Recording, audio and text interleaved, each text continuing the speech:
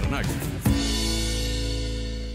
Bueno, hoy tengo el gusto de recibir aquí en el estudio, en Venezuela, a María Alejandra Requena. María Ale, qué gusto tenerte aquí en nuestro país. De verdad que me emociona mucho tenerte sabes, aquí. Shirley, primero, bueno, encantada, gracias a todos por hacer posible esto, pero escucharte decir aquí en nuestro estudio, Sí, en Venezuela. sí. Eso es muy bonito. No, muy no, bonito no, qué porque, bueno, es el emoción. reencuentro con el país, ¿no? De alguna manera. ¿Y cómo lo has vivido? Tenías 9 años sin 9 años. estar en nuestro ¿Tú sabes país. lo que es eso? Sí. Demasiado tiempo. Demasiado tiempo y ahora regreso. Y yo comentaba ayer que venía en el avión cual niñita así pegada a la ventana, ¿sabes? Así pues, se me abuelo guarapo, como decimos en criollo, por supuesto las lágrimas se asomaban. Dios mío, qué emoción, porque uno ve así la costa venezolana cuando ves ya la tierra y tú dices, es mi país que tengo tanto tiempo sin venir y el que amo y adoro y no importa en qué parte del mundo esté, yo digo siempre con orgullo que soy venezolana.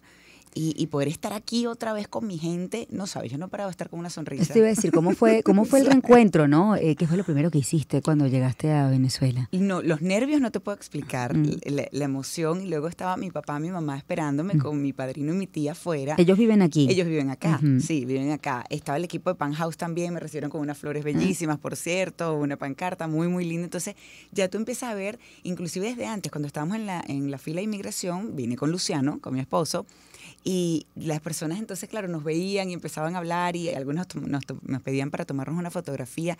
Y el cariño en general ha sido tan bonito. Ayer con todas las personas que me encontraba, inclusive fueron amigas y parte de la familia a la casa un rato, y así ha sido. Y yo visitando también a mi primo, por ejemplo, ayer en un huequito que tuve entre la gira de medios, y es lo que quiero hacer, me voy a Valencia ahora a visitar a mi abuela, que ya tiene 96 años. Así que te podrás imaginar, estoy loca por darle un abrazo. Y esa emoción que es tan linda, definitivamente no la puede sentir solamente en su país, aunque te soy sincera, cada vez que yo me encuentro un venezolano en cualquier otra parte del mundo, uno siempre se emociona, porque es como, bueno, un pedacito de tu tierra también, de tu gente. Pero estar aquí es completamente distinto. Oye, Mariale, el tema de llegar a Venezuela y reencontrarte, uno se reencuentra con muchas cosas, ¿no? Bueno, con el presente, pero también con el pasado. ¿Cómo es vivir afuera tanto tiempo sin estar en el país? ¿Cómo se lleva el país allá? ¿Sientes que de repente el ritmo de vida en los Estados Unidos y en el trabajo además que tú tienes y tenías, hizo que, bueno, que el tema de extrañar, de la nostalgia, bueno, está allí, pero había que ocuparse en el presente y bueno, eso es lo que tenemos que hacer en este momento? Hay que ocuparse del presente, es parte de lo que toca, hay que adaptarse a un nuevo país, a las reglas, a las leyes de un nuevo país. Pero si te soy sincera, yo tengo la suerte de vivir pues relativamente cerca, que es en Miami, en una zona donde no me hace falta los sabores de Venezuela porque están allí. Yo hago hallacas todos los años, hacemos hallacas desde que yo llegué allá en 2010. Mis hijos ya están acostumbrados a que diciembre hay una fecha, tenemos que hacer hallacas. Entonces yo he tratado de mantener, mi casa es muy venezolana. Entonces, esa parte no se extraña tanto. Yo puedo estar un domingo cocinando arepas en la mañana y pongo Simón Díaz, por ejemplo. Entonces, de hecho, muchas personas me comentaban de mi podcast, el primer episodio que hice fue con mis hijos, con Andrés y Miranda. Miranda tenía 4 añitos cuando llegó allá y Andrés acaba de cumplir 7. Y son muy venezolanos, tú los escuchas hablar y eso era uno de los comentarios, es increíble a pesar de tantos años que tienen allá, se escuchan muy venezolanos. Entonces, esa parte de nuestro país, de nuestros sabores, de nuestras costumbres, hay gaitas en diciembre, hay aguinaldos, todo eso no se ha perdido. El país está de alguna manera dentro de la casa. Dentro de la casa, y siempre estar. Yo tengo un Ávila en mi comedor que me regaló mi papá cuando me fui en 2010, y tengo otro Ávila un poquito más pequeño, y tengo un Salto Ángel que me regalaron también. Entonces, de alguna manera, no estamos en Venezuela, es verdad, pero mi casa es muy venezolana, porque somos venezolanos y así va a seguir siempre. Y tengo tequeños en mi freezer y tengo queso guayanés y queso de telita y queso blanco rayado.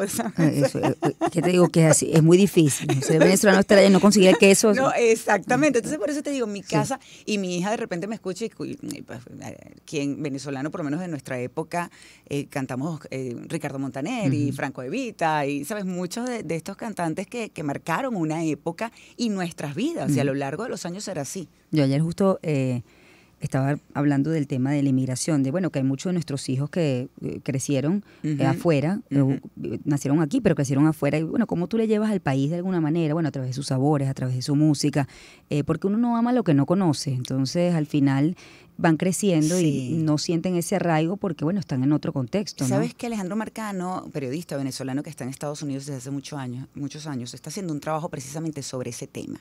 Porque muchos de estos venezolanos que nos fuimos hace ya varios años, los están comparando un poco con esa primera camada, esa primera generación de cubanos que salieron de su país también. Entonces, claro, ya están los hijos que nacieron, en mi caso, los míos nacieron en Venezuela, pero hay muchos que están naciendo fuera del país. Sí. Y es más difícil, inclusive el idioma, yo los obligaba a que en casa se hablaba español, porque ya se acostumbran y para ellos es más natural hablar en inglés. ¿Ellos hablan entre ellos en inglés o en español? Entre ellos hablan en inglés. En inglés. Pero a veces también se dicen muchas cosas en español, cuando se insultan sobre todo. Entonces las groserías son en español.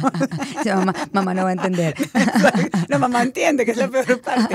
Pero en mi caso yo los obligaba a hablar español. Entonces es difícil que los hijos mantengan ese amor por el país. Sin embargo, Andrés y Miranda, los dos quieren venir, quieren conocer más de Venezuela.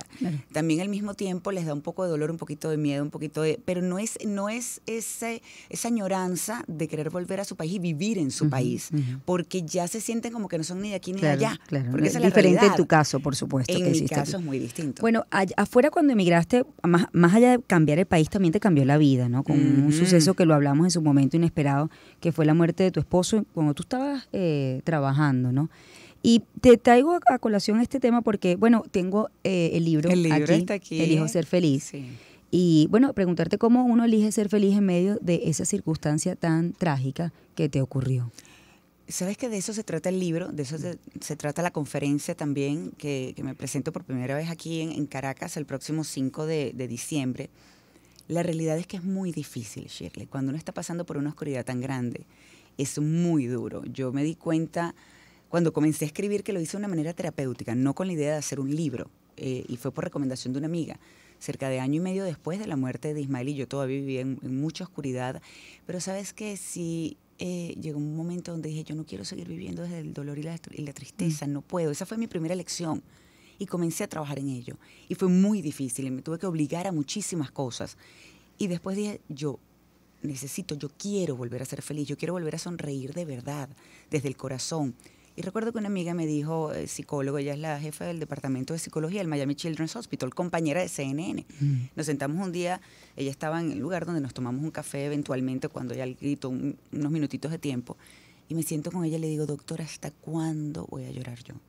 Estoy cansada de llorar todos los días.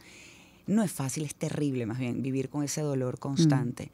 Y ella me dijo, Mariale, no es un switch, eso no es un on-off, ya está, hasta aquí. Hoy dejé de llorar y ya. Tienes que trabajarlo, es un proceso, para cada quien es distinto. Escribe, a lo mejor eso te ayuda. Y fue cuando comencé a escribir. Pero fíjate, Shirley, esto que me dijo la doctora tiene razón, y sin embargo, en estos días entrevisté para el podcast a una mexicana encantadora, una mujer que hace un trabajo maravilloso, pero ella perdió a su hijo de 3 añitos, entró por una operación de amígdalas, ya había operado al hijo mayor de ella, no había pasado absolutamente nada, y opera al pequeño de 3 años, y fallece el niño. El niño terminó siendo donante de órganos y ella hoy en día tiene una organización que ayuda a las personas que están a la espera de trasplantes de órganos.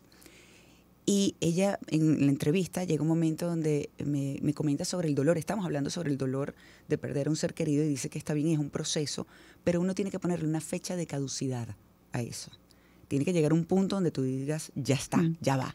Yo tengo que seguir adelante porque de alguna manera, y yo me obligaba y mis hijos me lo recordaban constantemente, me decían, y de ahí un poco viene yo creo que el título, me decían, Pa, te quería feliz.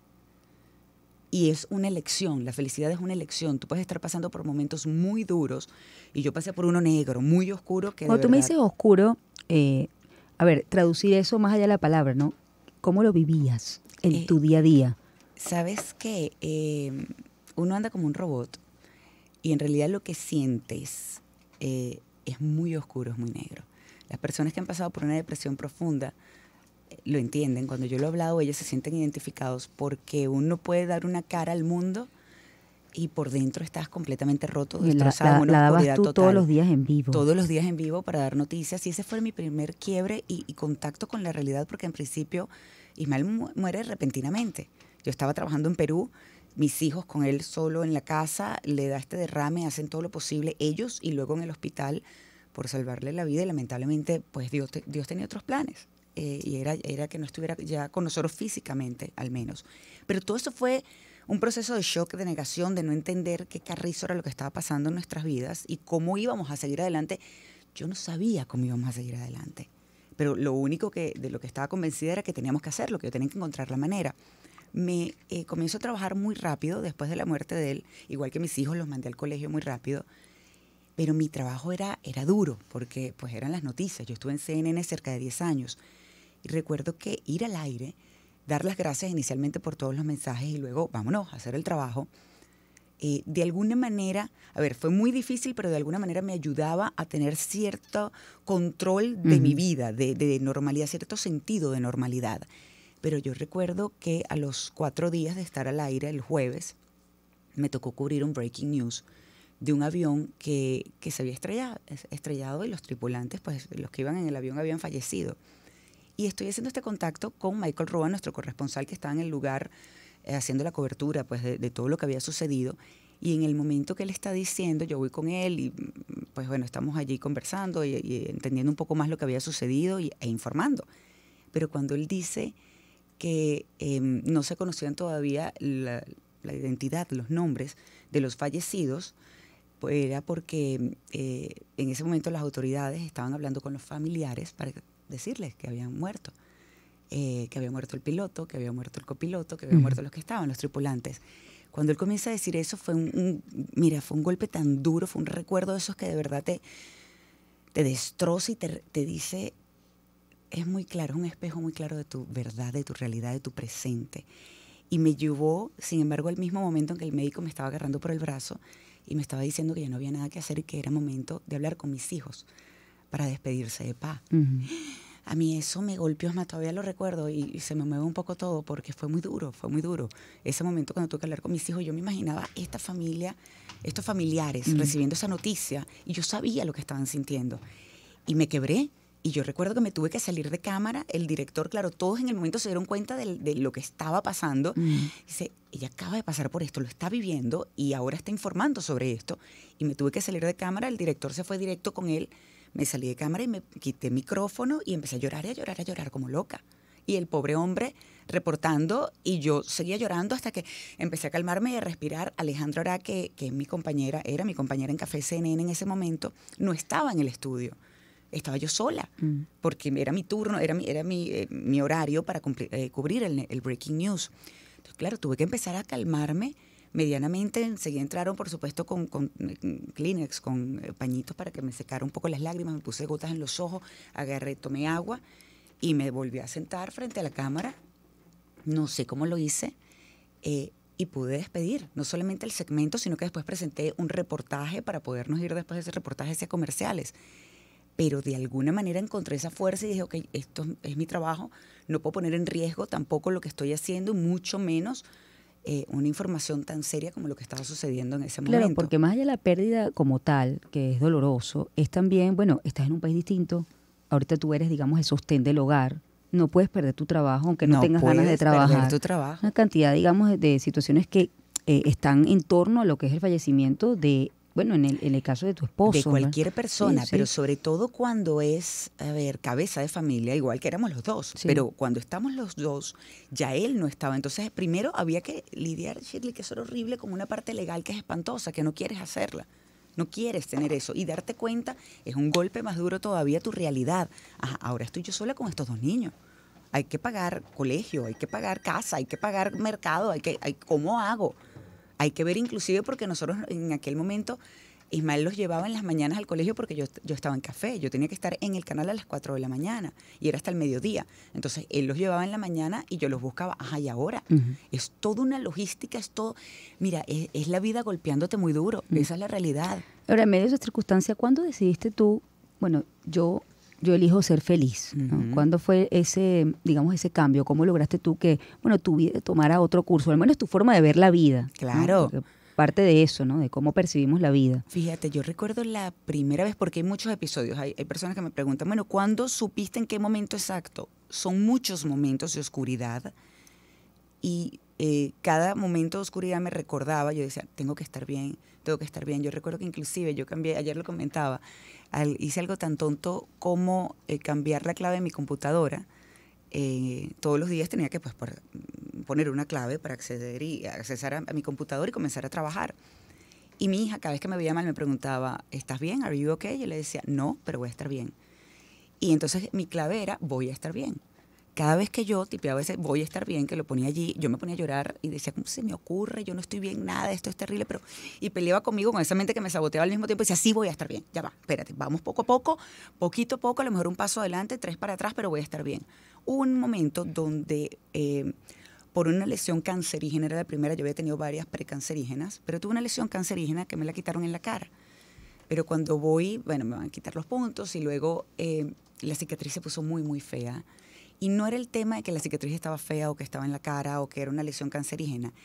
Fue ese momento, la gota que derramó el vaso y dije, Dios mío, no está aquí para decirme, no importa, todo va a estar bien. Como me dijo por tantos años, con tantas otras cosas que pasaron de salud. Entonces, en ese momento me golpeó tan duro otra vez y recuerdo que fue el único... A ver, fue cuando realmente caí en una cama y sentí que no me podía parar, donde no importaba lo que sucediera, ni siquiera mi sobrina, ya había nacido mi sobrina Carlota, que fue una luz increíble y sigue siendo una luz en la familia, pero para mí fue una luz, después que nació, ya nació 9 meses después de la muerte de Ismael. Y ni ella, yo no podía, no había absolutamente nada que me levantara de la cama, yo lo único que quería era llorar y dormir y llorar y dormir y estar... A ver, entraba, yo recuerdo y lo pongo en el libro, entraba luz por los lados de las cortinas, que estaban cerradas, por supuesto, pero era como que si no estaba ahí, esa luz no estaba, yo estaba en una completa oscuridad. Y llegó un punto, Shirley, en una de esas que dije, día y medio después dije, no puedo permitirme esto, yo no puedo vivir así, si estoy viva tengo que hacerlo como es, a plenitud, con lo bueno, con lo malo, para adelante. No sé cómo voy a hacer y lo que comencé fue, llamé a mi hijo que estaba en República Dominicana en un campamento de béisbol, con mi hija me apoyó un montón, me paré de la cama, hablé, me puse en contacto otra vez con el mundo, porque había perdido contacto con todos. Recuerdo un amigo que me dijo, te paras ya, te voy a buscar, métete en la ducha, te voy a buscar, vamos a salir a comer algo. Y así lo hice, y me obligué, no quería hacerlo, pero sabía que yo no quería seguir viviendo ahí. Entonces, desde esa oscuridad, una vez que lo elegí, dije, el siguiente paso es elegir ser feliz, porque es la mejor manera de vivir tu vida, a pesar de los pesares, como dice la canción de Celedón. Fíjate que me queda poco tiempo, pero tengo que tocar el episodio de Luciano, porque bueno, pasa todo esto y yo imagino que en ese momento tú no imaginas que tú eventualmente vas a reconstruir tu vida, Jamás. que tú vas a estar con otra persona. Jamás, jamás. Y sobre todo el momento que tú decides, oye, voy a darme la oportunidad, ¿no? ¿Cómo lo viviste? Sabes que mi hija me preguntó y varias veces, me dijo, mamá, ¿tú crees que tú te vuelvas a enamorar? Y yo le decía, no, yo estaba pero convencida, no rotundo, porque es que era impensable. Era impensable, yo estaba enamorada de mi marido cuando falleció, después de casi 26 años juntos. Pero pasó algo después que yo decidí, que yo elegí ser feliz. Yo comienzo a trabajar en mí, en sanar. Me di cuenta que la única manera de sanar era atravesar el dolor, era enfrentar todos mis miedos, era enfrentar las culpas, era enfrentar absolutamente todo lo que yo sentía, por muy terrible que fuera. Una vez que yo logré sanar, y lo cuento un poco en el libro cómo lo hice, que yo logré sanar, que yo logré recuperar la paz conmigo, estar tranquila conmigo, estar sola y estar bien, sentirme bien, porque es muy distinto. Estando sola. Exacto, es muy distinto estar sola y estar a gusto con tu soledad a sentirte sola. Porque cuando te sientes sola, tú puedes estar rodeado de cientos de personas, no importa quiénes, y te sientes muy sola. Así me sentí yo por mucho tiempo, podía estar rodeada de familia, de mis hijos, y me sentía muy sola y era horrible. Una vez que yo trabajé en mí y logré esa paz y estar tranquila sola, y yo digo que de alguna manera sonreírle otra vez a la vida, y recuerdo perfectamente ese momento donde yo con lágrimas en los ojos le di gracias a Dios, porque por primera vez estaba sintiendo paz otra vez. Y yo creo que una vez que eso sucedió y que yo estuve bien, que estuve en un mejor lugar, es cuando reaparece Luciano. Y fue una cosa muy loca. Y de verdad yo todavía lo pienso y digo, ¿qué es esto? Dios mío, ¿cómo pasó? Porque lo conocí hace muchísimos años y nunca hubo nada. Y de repente estaba este señor invitándome a un café y me fui a tomar ese café como con cualquier otro compañero, ex compañero de Radio Caracas, con quienes me tomé café o compartí una cerveza, una comida antes de Luciano, hombres, mujeres, etcétera. Y nunca hubo esa conexión como de repente con Luciano, fue un clic y una cosa. Y yo recuerdo que en la mañana yo le estaba haciendo el desayuno a mis hijos después de ese café que terminó en vino y comimos también y terminó con un beso, porque ese fue un beso robado de Luciano, y yo le estaba haciendo el desayuno a las 6 y tanto de la mañana a mis hijos para ya llevarlos al colegio, ya yo no estaba en Café CNN, y yo lo que hacía era pensar, tenía la cabeza como Hello Kitty, ¿saben? Esa muñequita japonesa de la cabeza gigante. Así yo decía, ¿qué es esto? ¿Qué pasó aquí? Y ¿sabes qué? Dejé que fluyeran las cosas. Y me di cuenta que era bonito comenzar a tener esa ilusión y esa sonrisa que no quieres. Una amiga una vez me vio en el canal transmitiendo y yo tomé una foto y la posté en las redes y me dice, amiga, chúpate un limón porque es que se te nota el amor en la cara. O sea,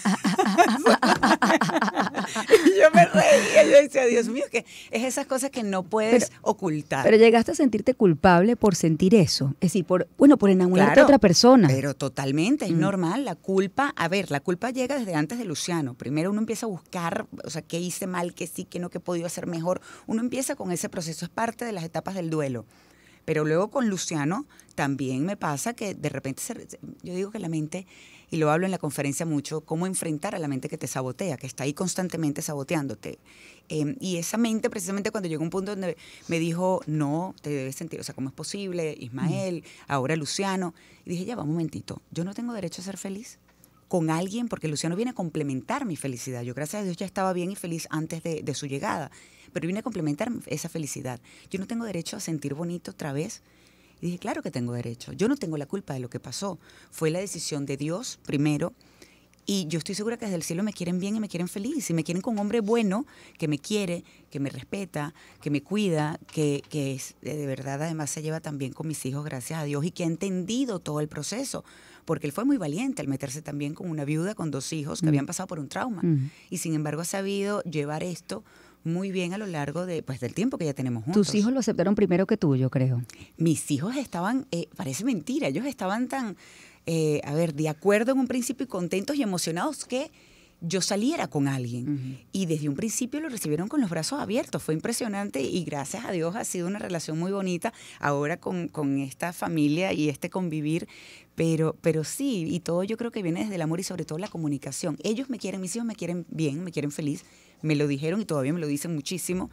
Y pues por supuesto eso ha sido un apoyo fundamental. Me queda poco tiempo. ¿Qué viene para la carrera de María Alejandra? Sé que ya no estás en CNN también. ¿Cómo se vive eso? Pues son otros duelos, son ¿no? otro duelo. Mira, es otro duelo. Yo he vivido tantos duelos, Shirley, pero yo no me había dado cuenta que eso era un duelo hasta que viví el peor de todos, que es la pérdida de un ser querido. Pero cuando yo me fui a mi país fue un duelo. Cuando a mí y lógicamente cierran Radio Caracas fue un duelo. Y cuando me despiden de Radio Caracas, porque yo sabía perfectamente y entendía, pero fue otro duelo. Cuando salgo de CNN fue otro duelo. Y yo le decía a Luciano, Andrés y Miranda, Andrés sobre todo me decía, mamá, pero vas a estar bien. Y Luciano, tú vas a estar bien, ya va, no, tranquila, que te va a ir bien. Y yo decía, pero ya va, yo sé porque yo nunca he dejado de trabajar. Yo comencé a trabajar a los 16 años y voy a echar para adelante y tengo mi plan B. Pero duele. Y es un proceso, porque yo estuve 10 años en un ritmo, en una rutina, haciendo algo muy distinto a lo que hacía en Radio Caracas Televisión y muy distinto a lo que estoy haciendo ahora. ¿Qué estás haciendo ahorita? Hoy en día estoy no solamente con mi libro El hijo de ser feliz, estoy con las conferencias, ya me he presentado en Medellín, en Houston, en Ciudad de México, en el Auditorio Nacional, que fue espectacular, increíble, fue allí. Ahora aquí en Caracas estoy feliz con esto. Estoy con mi podcast, trabajando también en el podcast. Estoy trabajando en mi página web para poder tener un lugar donde conectar mucho más directo con las personas que estén interesadas en el contenido que tengo. ¿Cuál es el contenido que tengo? Pues sencillamente herramientas para enfrentar los cambios de la vida. Esos que te golpean, esos que te sacan de tu mundo por completo como lo conocías. Y no solamente la muerte de un ser querido, que pues por supuesto es terrible. Es la pérdida de trabajo, es las separaciones dolorosas, por ejemplo, cuando un abandono, un divorcio, etcétera.